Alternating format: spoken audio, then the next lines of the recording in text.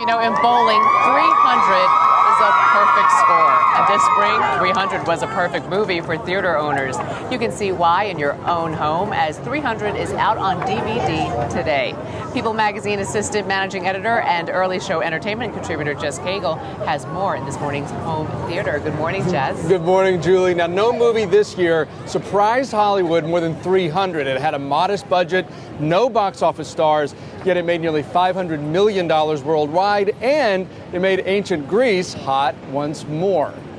This is Sparta!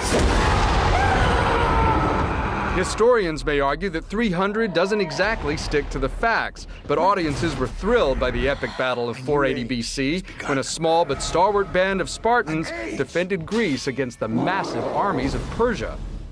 Submission.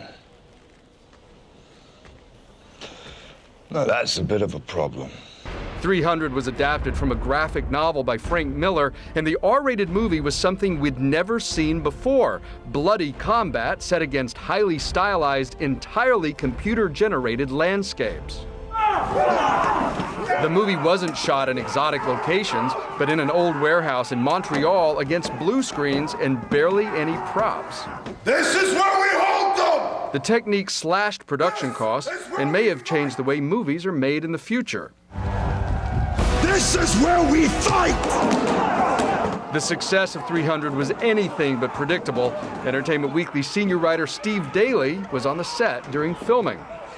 I don't think anybody had any idea at the time that it would gross as much money and as fast as it did. I think that Warner Brothers and the filmmakers themselves thought they had a nice little movie. 300 obliterated box office projections, in large part because this action flick surprisingly appealed to women, in addition to its targeted male audience. Instead, ask yourself, my dearest love, what should a free man do?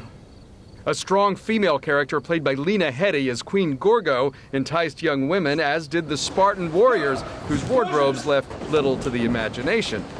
The world will know that free men stood against a tyrant, that few stood against many.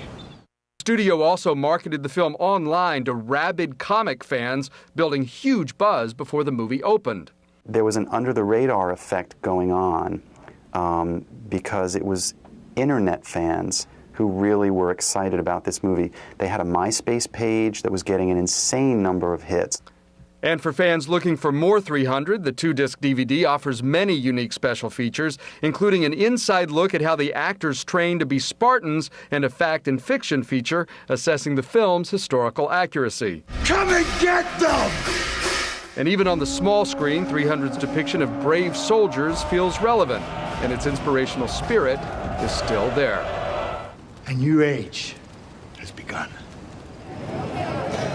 The movie reminds me I need to go to the gym. Anyway, another reason people turned out for 300, Gerard Butler's very loyal fan base. They will follow him anywhere.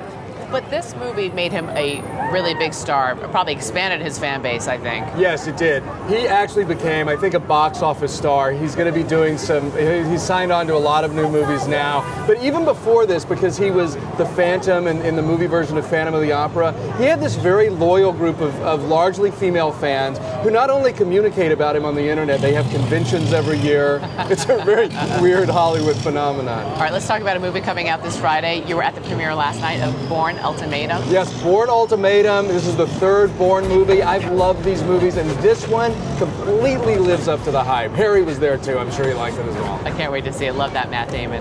All right, Jess Cagle, thanks so much.